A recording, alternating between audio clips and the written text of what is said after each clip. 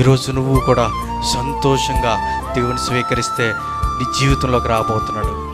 ఈరోజు నువ్వు ఆశ కలిగి ఉన్నావా? దేవుణ్ణి నీ జీవితంలో తీసుకెళ్ళడానికి ఆశ కలిగి ఉన్నావా? నీ ఇంట్లోకి తీసుకెళ్ళడానికి ఆశ కలిగి ఉన్నావా? నీ కుటుంబంలోకి తీసుకెళ్ళడానికి ఆశ కలిగి ఉంటే దేవుడు నీతో వస్తాడు. ఈరోజు గట్టిగా చెప్పాలి. మీరు నీకు ఇష్టమైన దేవుడు రావడం నీతో మీ ఇంటికి రావడానికి ఇష్టమేనా? ఆయన వస్తే గొప్ప కార్యాలు జరుగుతాయి నీ ఇంట్లో. ఆయన వస్తే స్వస్థత జరుగుతుంది. ఆయన వస్తే సంతోషం వస్తుంది. ఆయన వస్తే సమస్తము జరుగుతుంది. అలాంటి దేవుడు నీ ఇంటికి వస్తాడంట. ఈరోజు విశ్వాసంతో మీరు అడిగితే ఖచ్చితంగా వస్తాడని. మీ జీవితంలో ఎన్నో అద్భుతాలు చూసి ఉంటారు, దేవుడిలో ఎన్నో ఆశ్చర్యకార్యాలు చూసి ఉంటారు. నీ పట్ల గొప్ప ఉద్దేశం కలిగి ఉన్నాడు దేవుడు. ఎవ్వరో నిన్ను బాగు చేయడానికి ఇష్టపడలేదు, కానీ ఆయన నిన్ను బాగు చేశాడు. ఇదే డాక్టర్ దగ్గరికి వెళ్ళినా కూడా స్వస్థత లేదు, కానీ ఆయన నిన్ను ముడితే స్వస్థత వచ్చింది. అలాంటి అద్భుతాలు జరిగించిన దేవుణ్ణి చూడడానికి ఈ జక్కయ్య ఆతృతం కలిగి ఉన్నాడు అన్నమాట. చాలా ఇష్టపడుతున్నాడు చూడాలి, ఆయన్ని చూడాలి, ఏదోలా చూడాలి, ఎంత కష్టమైనా ఎంత నష్టమైనా చూడాలని ఆశ కలిగి ఉన్నాడు. చూడండి తర్వాత ఏమవుతుందో.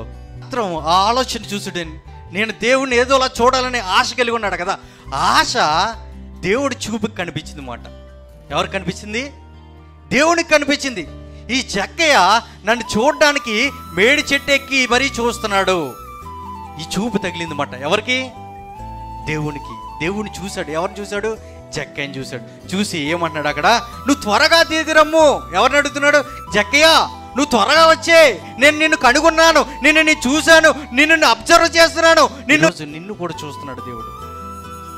నువ్వు లోన ఏ ఉద్దేశం కలిగి ఉన్నావో ఆయన చూస్తున్నాడు. నీలో ఉన్న బాధ ఆయనకి తెలుసు, నీలో ఉన్న దుఃఖం ఆయనకి తెలుసు, నీకున్న అప్పులు తెలుసు, నీకున్న శ్రమలు తెలుసు, నీకున్న అక్కర్లన్నీ ఆయనకి తెలుసు. ఈరోజు నీతో అంటున్నాడు, నేను నిన్ను చూచాను. దేవుడు చూశాడంట నిన్ను, నీ జీవితంలోకి వచ్చాడంట, నీ జీవితాన్ని చూస్తున్నాడు, అద్భుతంగా మార్చబోతున్నాడు. ఆయన శక్తి ఉంచబడుతున్నాడు, ఆయన ప్రభావం నీ జీవితంలో నీ కుటుంబంలో ఉంచబోతున్నాడు. చూడండి జక్కయ్యని అలా చూశాడు. చూసిన వెంటనే దిగిరా జక్కయ్య అని అంటున్నాడు. చూడండి దిగి వచ్చిన తర్వాత ఏమంటున్నాడు అక్కడ? చూడండి చదవండి.